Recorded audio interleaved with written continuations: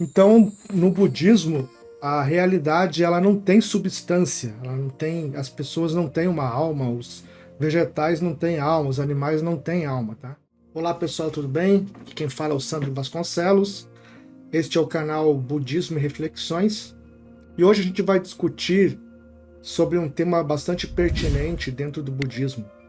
O budismo pode ser enquadrado como uma religião gnóstica. Bem, eu estou falando gnóstica, tá? Não agnóstica, beleza? Gnose, vamos saber o que é isso e vamos entender se o budismo se encaixa de algum jeito, ou integralmente ou parcialmente, dentro desta visão. Beleza? Sejam bem-vindos. Já vão deixando um like aí para ajudar o nosso canal. A cada like o YouTube recomenda para mais pessoas, para mais 5, 2, 3, 4, 5 pessoas.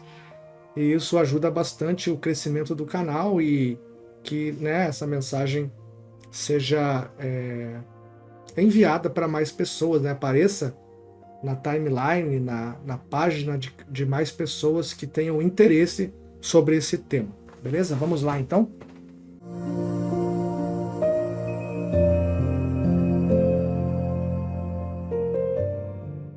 O budismo pode ser considerado uma religião gnóstica?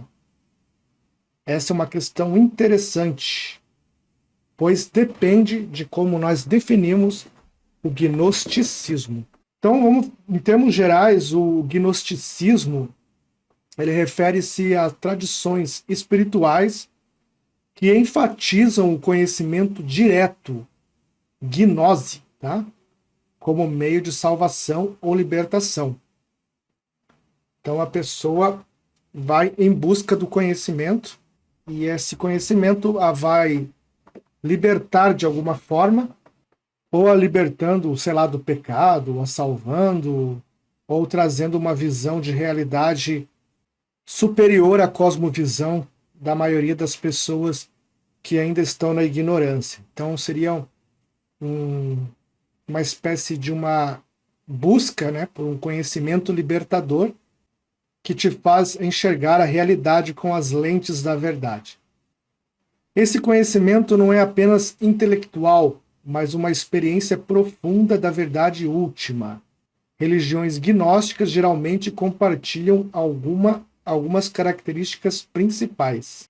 ênfase no conhecimento esotérico, a verdade não é acessível a todos, mas apenas àqueles que buscam e alcançam a gnose. Visão dualista do mundo, o mundo material é visto como uma prisão ou ilusão, enquanto a realidade última transcende essa existência. Crítica às religiões organizadas. Muitas tradições gnósticas rejeitam instituições religiosas tradicionais, alegando que elas ocultam ou distorcem a verdadeira espiritualidade. Busca pela libertação da alma. A alma ou essência do ser é vista como uma centelha divina aprisionada no mundo físico, que pode ser libertada através da gnose. Assim, o gnosticismo ele nos fala que é possível alcançar essa verdade transcendental, que é uma verdade que ultrapassa os limites puramente intelectuais e racionais e nos leva a uma percepção de um mundo sutil, a uma espécie de iluminação que nos faz perceber a realidade como ela é na sua essência, e conhecendo a realidade dessa forma, nós somos libertos deste pensamento puramente materialista. Acessamos assim a uma verdadeira espiritualidade, uma espiritualidade do conhecimento, da verdade, na sua raiz, na realidade pura como ela é. Tá? Seria como se fosse a pessoa que busca pelas lentes da verdade, que enxerga o mundo de uma forma totalmente diferente, né, e uma forma muito mais próxima da realidade do que as pessoas comuns, né, que vivem presas em conceitos mundanos de liberdade, prosperidade, felicidade, baseadas apenas em conceitos rasos, tá? E muito distorcidos da realidade. Então, seria uma libertação dessa visão materialista, puramente materialista de mundo, e a percepção de uma realidade nua e crua. Então, como vimos, tem essa ênfase no conhecimento esotérico, numa visão dualista de mundo, né, de prisão, ilusão e transcendência, né, a necessidade de transcender essa existência. Geralmente existe crítica às religiões organizadas. Isso significa que no gnosticismo não é necessário você estar ligado a uma religião autorizada ou reconhecida pela sociedade.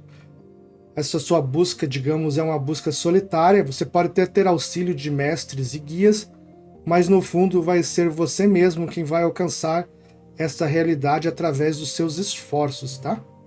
Diante disto, onde o budismo e mais especificamente a nossa escola, né, que nós estudamos aqui, a escola Tiantai, se encaixa? Então, o budismo Tiantai e o conhecimento direto. Diferente do gnosticismo tradicional, o budismo Tiantai não postula um Deus revelador. Então, para o gnóstico, de forma geral, existe, né, um Deus revelador e não vê, né, o budismo Tiantai não vê a salvação como um retorno a uma realidade divina perdida, tá? Como se fosse o pecador que é remido dos seus pecados e entra numa vida santa, tá? Não existe, então, essa ideia de que houve uma quebra da humanidade perfeita. Então, a humanidade perfeita no budismo ainda existe dentro de nós e ela não foi, digamos assim, prejudicada por nenhum pecado, tá?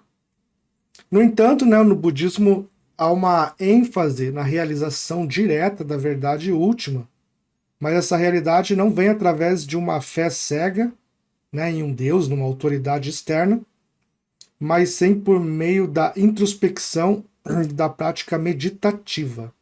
Então a gente pode perceber, né, que existe um quê de gnosticismo no budismo, na ideia de que você pode alcançar essa verdade, só que essa verdade não está num ser externo, tá? Ela está nessa realidade mesmo, material, mas ela é imanente a essa realidade material.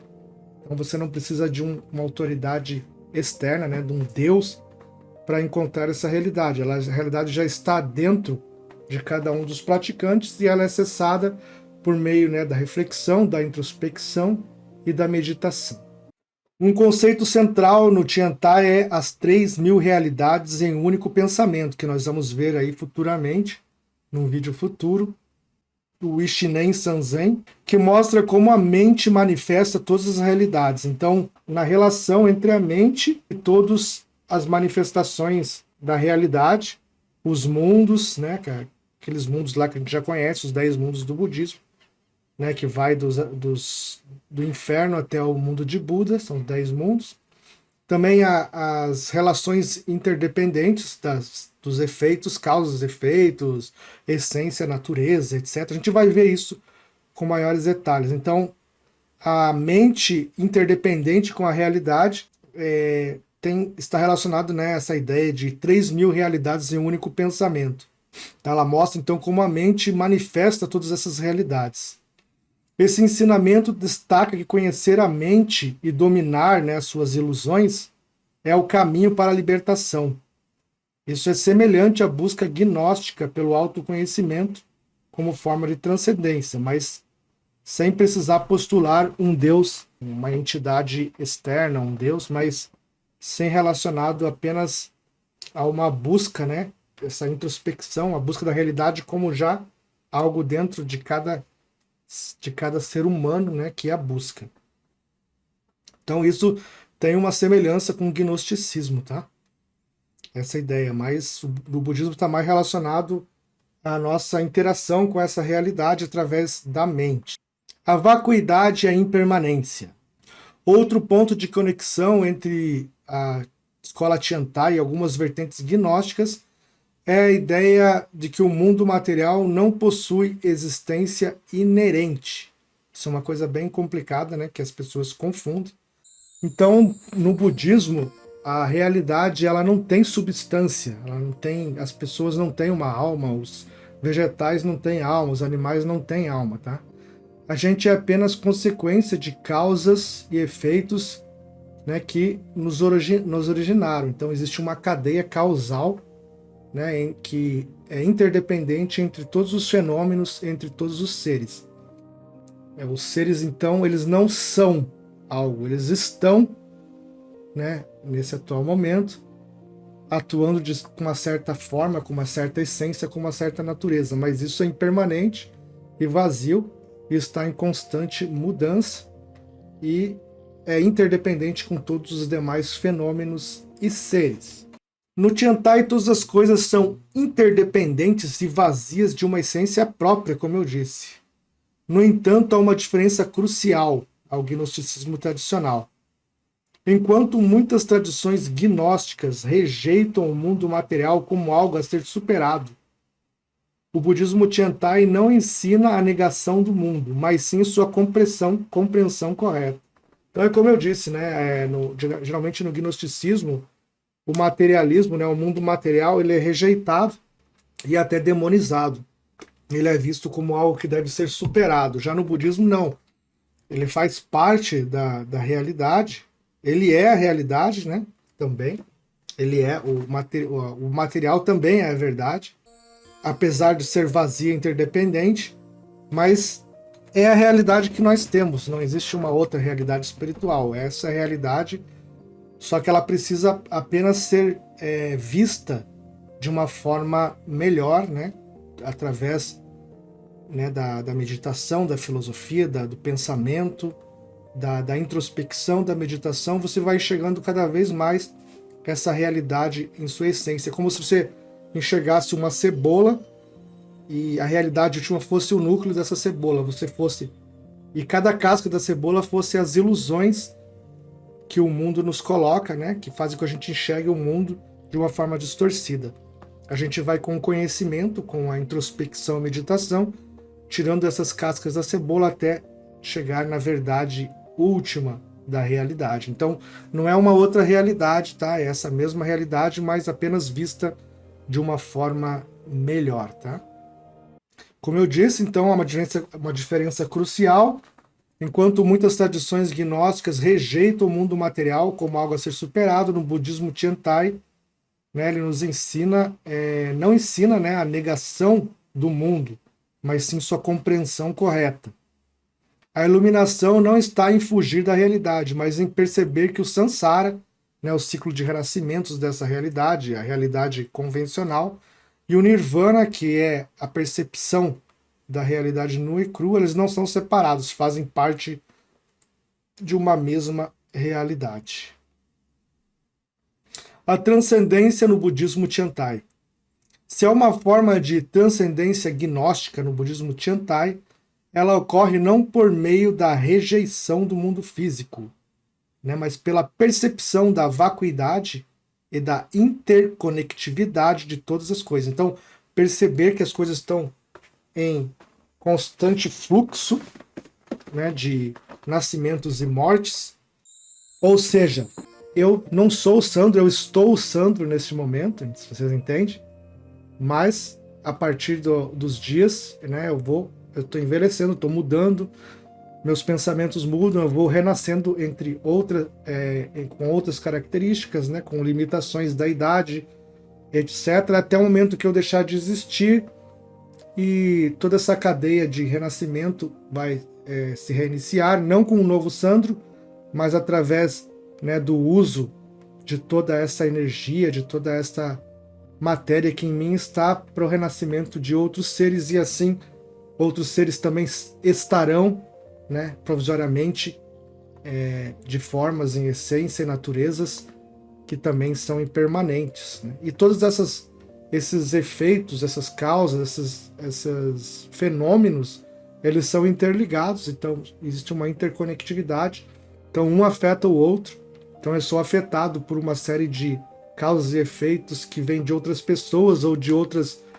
ou mesmo efeitos físicos ou efeitos da natureza, efeitos biológicos que vão moldando o meu ser, e eu também influencio outros seres, e assim a vida vai se manifestando de forma a estar interconectada mutuamente, tá? É meio complicado de entender, mas tentem dar uma refletida aí nessa ideia que vai fazer sentido para vocês, né? Essa forma de interpretar a realidade. A libertação não é um retorno a um estado divino perdido, mas única e exclusivamente o despertar para o fato de que a iluminação já está presente na realidade como ela é. Então não é uma busca por uma outra realidade. É simplesmente a percepção dessa realidade de forma mais fidedigna, de forma mais da realidade nua e crua como ela é.